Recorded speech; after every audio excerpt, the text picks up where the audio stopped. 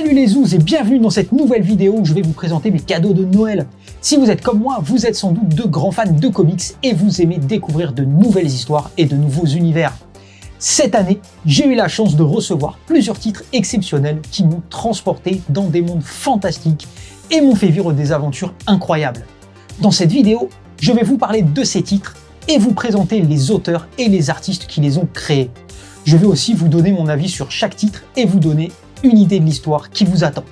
Alors, si vous êtes prêt à découvrir de nouvelles histoires et à rencontrer de nouveaux personnages, cette vidéo est faite pour vous. Allez, on y va!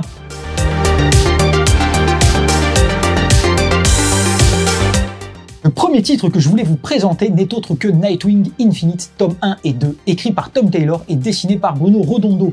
Nightwing alias Dick Grayson est l'un des premiers Robins et un personnage emblématique de l'univers DC Comics. Tom Taylor et Bruno Redondo ont réussi à créer un récit captivant et émouvant qui mêle action et introspection.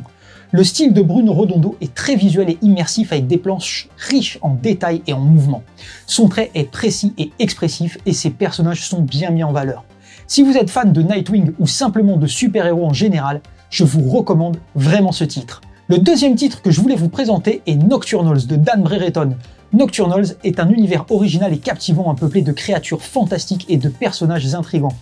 L'histoire suit les aventures de Doc Aurore et de ses alliés qui luttent contre les forces du mal dans une ambiance gothique et poétique. L'univers de Nocturnals est sombre et mystérieux, rempli de secrets et de dangers. Dan Brereton a réussi à créer un monde fascinant et immersif qui plaira aux fans de fantastique et de monstres. Le style de Dan Brereton est très expressif et émotionnel, avec des personnages bien caractérisés et des décors sombres et mystérieux. Si vous êtes fan de fantastique et de monstres ou simplement à la recherche d'un univers original, je vous recommande vraiment Nocturnals. Le troisième titre que je vais vous présenter n'est autre que Bloodstar, écrit par Robert E. Howard et dessiné par Richard Corben. Bloodstar, c'est un titre de post-apo et de fantasy adapté de la nouvelle de la Vallée du Ver qui était parue en 1934. Richard Corben réussit un véritable tour de force graphique et scénaristique en transposant cette histoire de dark fantasy dans un univers post-apocalyptique dans lequel les survivants d'une apocalypse revenus à l'état primaire luttent pour leur survie dans un monde devenu sauvage. Robert E. Howard est un auteur de légende connu notamment pour Conan le Barbare, un personnage emblématique de la littérature fantastique. Richard Corben est un dessinateur exceptionnel connu pour son style détaillé et expressif. Bloodstar est paru chez Delirium et c'est un titre que je vous recommande vraiment si vous êtes fan de science-fiction mais aussi de fantasy.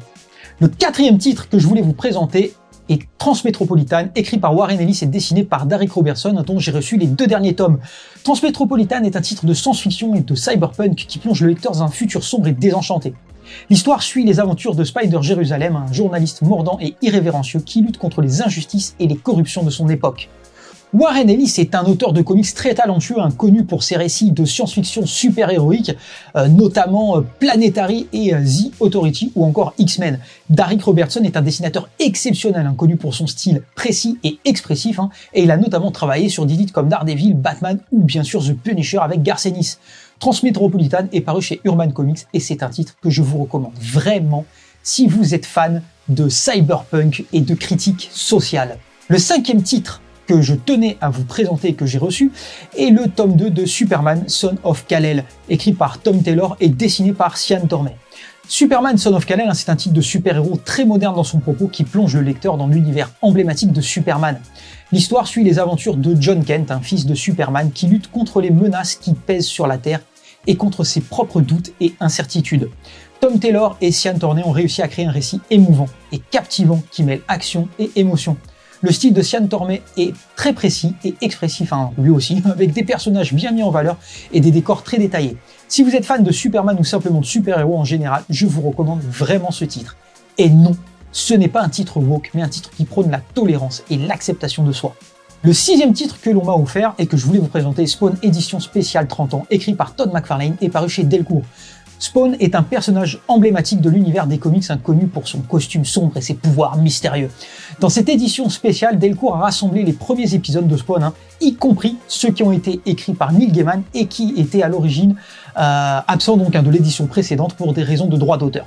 Todd McFarlane a réussi à créer avec Spawn un univers captivant avec sa première création pour sa maison d'édition Image Comics, qui plaira aux fans de super-héros sombres et violents.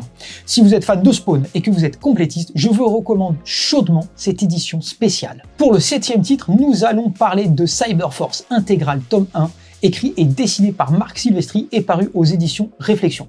Cyberforce est un titre de science-fiction et de super-héros qui plonge le lecteur dans un monde futuriste et intrigant. L'histoire suit les aventures de Cyberforce, un groupe de mutants qui est enlevé par un groupe maléfique baptisé Cyberdata, qui expérimente sur eux en vue d'en faire une petite armée privée de soldats cybernétiques. Les différents cobayes vont toutefois réussir à s'enfuir et, sous la bannière de la Cyberforce, décider d'unir leur alliance de super-pouvoirs et de super-prothèses contre ceux qui menacent de détruire le monde.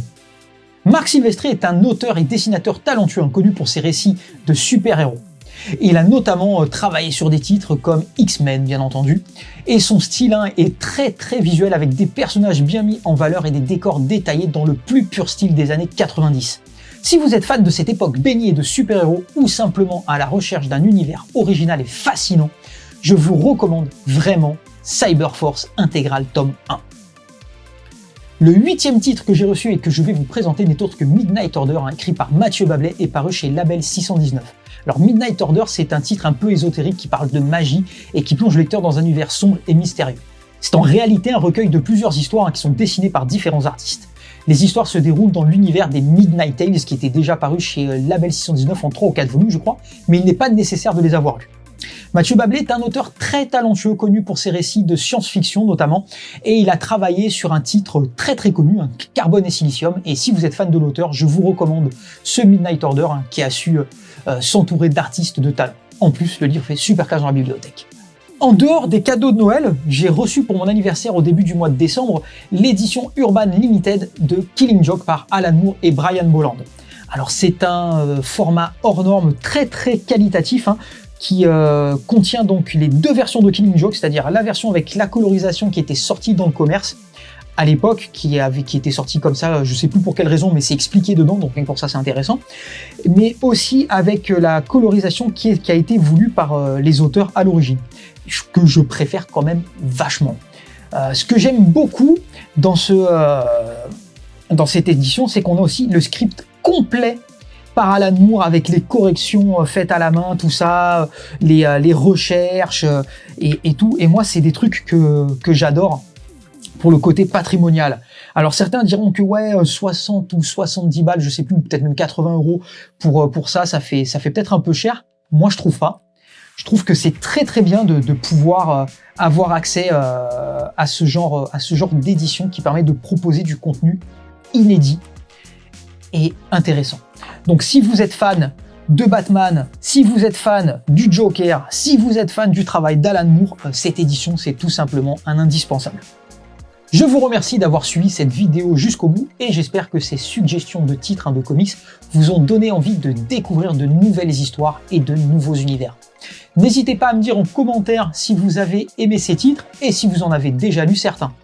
Si vous avez apprécié cette vidéo, n'oubliez pas de vous abonner à ma chaîne YouTube pour ne rater aucune sortie des prochaines vidéos. Avec un peu de retard, je vous souhaite de joyeuses fêtes de fin d'année.